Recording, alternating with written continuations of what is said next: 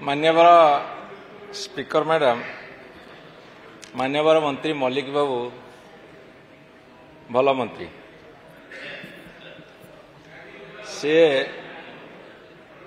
भल उत्तर देनी कि असुविधा नहीं जे आपण 96,000 लिटर कामधेनु योजन क्षीर बढ़ाई ताले जून 24 मसीहा जून मास पर्यंत ओडिशा रे केते क्षीर उत्पादन होतला दैनिक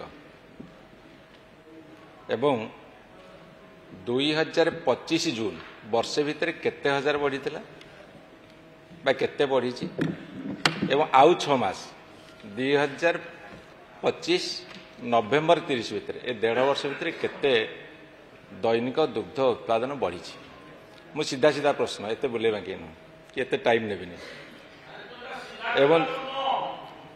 एवं आउ गोटे कथा आपन पचारछि जे आमर ओडिशा रे दैनिक केते लिटर क्षीरर आवश्यकता अछि जातीय हार रे नेशनल एवरेज रे पर कैपिटा क्षीर कंजप्शन केते ओडिशा रे वर्तमान पर कैपिटा क्षीर कंजप्शन केते होउछि एवं आमर दैनिक केते लक्ष बा केते कोटी लिटर क्षीर आवश्यकता अछि ताल ताको से टार्गेट को अचीव करने को आमर योजना कौन प्रोजेक्शन टा कौन।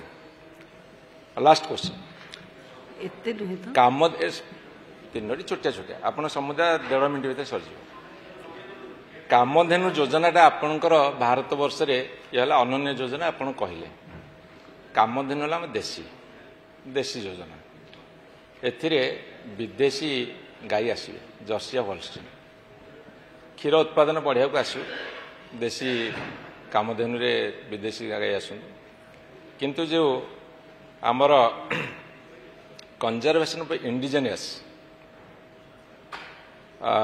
जर्म प्लाज्म आमे सेइथिरे इंडिजिनियस गाई मानकर संख्या वृद्धि करिया को प्रोडक्टिविटी बढ़िया पी आमर योजना कौन अच्छी एवं से योजना रे आमर 2024 देशी गाई जोड़ा कैटल पॉपुलेशन केते थिला एवं आज 1.5 वर्ष भितर केते बढ़ी कि कमी एति उत्तर देवे।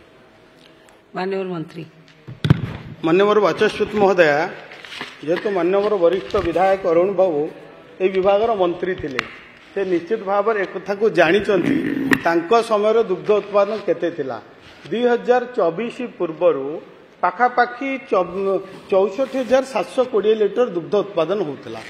वर्तमान आम सरकार आसिला परे कामधेनु योजना कला परे एवं विभिन्न जो रही प्रोडक्शन बढ़ी पाखापाखि 72,000 लिटर पर डे 72 लक्ष लिटर पर डे आमे वर्तमान उत्पादन करुचे।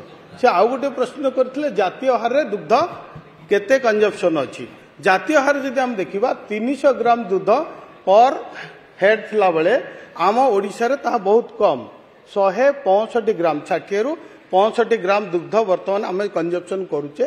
तेणु जे देखिबा आकु मध्ये आमे आगु को बढ़ेबा पई आमे योजना करिचु जे जो मुख्यमंत्री कामधेनु योजना जे केवल क्षीर प्रोडक्शन करबा नुह आमर जो लक्ष्य रही ओडिशा को श्रेष्ठ समृद्ध विकसित राज्य करबा पाई यदि श्रेष्ठ समृद्ध विकसित राज्य करबा कहले ग्रामांचल अर्थनीति उन्नति करिवार आवश्यक रही ग्रामांचल कृषि कृषक को सशक्त करिवार आवश्यक रही तेणु कृषि कृषक को सशक्त करबा पाई ग्रामांचल लोकों को रोजगार देबा पाई ये होची गोटे जुगांतकारी योजना जे कामधेनु जो योजना गोटे योजना नुह एथिरे आउरी 8टी उपयोजना रही आपण एथिरे महिषी पालन रही घास जोटा फड़र व्यवस्था रही बाछुरी पालन रही एथिरे बड़ कथा होची जे आपण गाई किनिबे सरकार पैसा देबे आपण गाई रो खाइबा पई दुग्ध उत्पन्न वृद्धि करबा पई जो फड़र चाष करिवे पर हेक्टर पर एकर 35,000 टका सरकार देबे।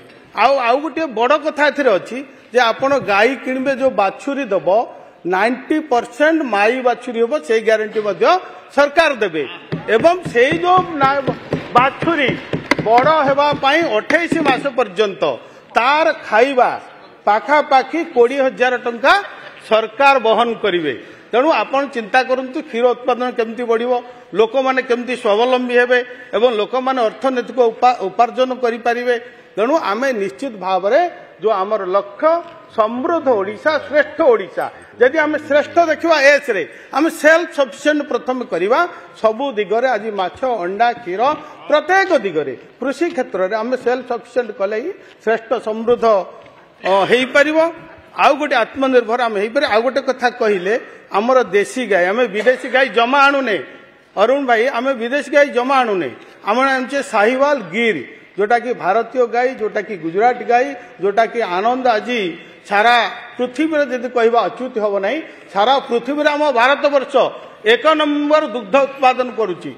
जदि भारत पृथ्वी रे जेतिकी दुग्ध उत्पादन होची तार 1/4 भारत रे सेतिकी उत्पादन आम करुचे। तेणु निश्चित भाव में ओडिशा को मध्य आम दुग्ध उत्पादन रे वृद्धि करवा। मु धन्यवाद देवी आम मुख्यमंत्री को। आगरू आपणकर मेला होउथिला कोठी ना, आपणकर बड़ बड़ जो पड़िया रे होउथिला, जो जिल्ला रे होउथिला। आज आम सरकार यही जो प्राणी संपद मेला को ब्लॉक स्तर को नहीं चंदी एवं प्रकृत चाषी को सेथिरे आमे जोड़ुचे। आगुर चाषी जानी पारु नथिले।